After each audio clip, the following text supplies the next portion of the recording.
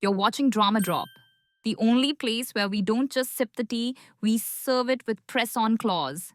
Anne Hathaway's back, Meryl's on set, and your favorite movies are getting turned into content farms. Let's drag Hollywood's sequel obsession, shall we? And if you're tired of Hollywood selling you reheated leftovers, hit that like button and subscribe to Drama Drop, your weekly fix for fresh drama, no reboots. Okay, but seriously, is your feed just Anne Hathaway strolling the streets of NYC? Or is it just me? From TikToks of Anne getting back to work to Meryl Streep casually giving Miranda Priestley death stares on the NYC sidewalk, the Devil Wears Prada 2 is everywhere. And don't get me wrong, we're living for the nostalgia, but it's giving recycled couture. Because here's the real tea: Hollywood isn't just reviving one iconic movie, it's recycling everything. We're talking Shrek 5, Freaky Friday 2, Inside Out 2, Gladiator 2. Like, baby, who even asked for these? And before you know it, they'll be rebooting your childhood, your pet's name, and your trauma. So, what's really going on? Grab your popcorn because this goes way deeper than you think. Hollywood isn't stuck, it's on loop. Sequels have been around since the silent film era. Yup, 1916 gave us The Fall of a Nation, aka the original sequel nobody asked for. But the difference is, back then, sequels were a treat. Now, they're the main course, dessert, and the plastic fork. Studios are clinging to old IP like it's life support. And no shade, but when they start talking about the Notebook too, we riot. Let's talk numbers. In 1 week, 1. Hollywood announced Shrek 5, Freaky Friday 2, Legally Blonde 3, and Devil Wears Prada 2. At this point, they're not even pretending to care. It's like the group project where everyone just copy pastes last year's answers and slaps on a new title. You thought Inside Out 2 was the end? Honey, Pixar is rolling out Toy Story 5 because apparently death meant nothing in Toy Story 3. Hollywood. If it made money once, it'll make money again. Also, Hollywood.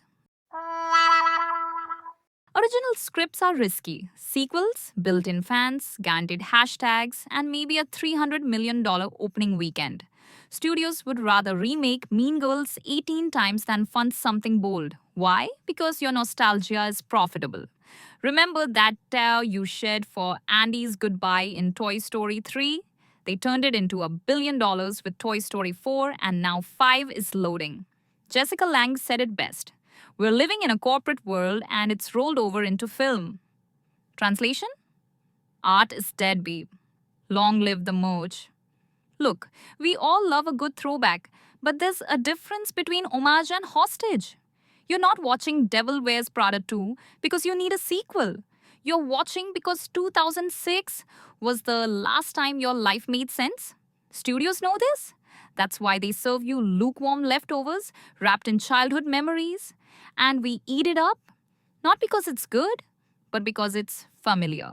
It's emotional comfort food in 4K. Now they'll tell you it's not the same. We've updated it for today's audience. Translation: one queer character, a half-hearted feminist subplot, and a TikTok reference nobody asked for. Yes, representation matters, but when it's just a reboot wearing a new wig, it's still the same script underneath, and directors know it too. Dakota Johnson didn't hold back. She said Hollywood is run by people who don't watch movies, and the decisions are made by marketing interns, apparently. And it shows. Meanwhile, Meryl's out here serving Ice Queen realness like it's 2006 again. And yes, she looks flawless. But can we talk about how we're squeezing sequels out of literally everything except original thought? Hollywood has turned into one big group chat where no one wants to start a new conversation. Here's the truth: not all sequels are bad, some are brilliant. But when the default setting becomes reboot it, slap a 2 on it, post a TikTok, we've got a problem. The film industry is addicted to safety. But stories don't move us when they're safe. They move us when they're risky, bold, chaotic.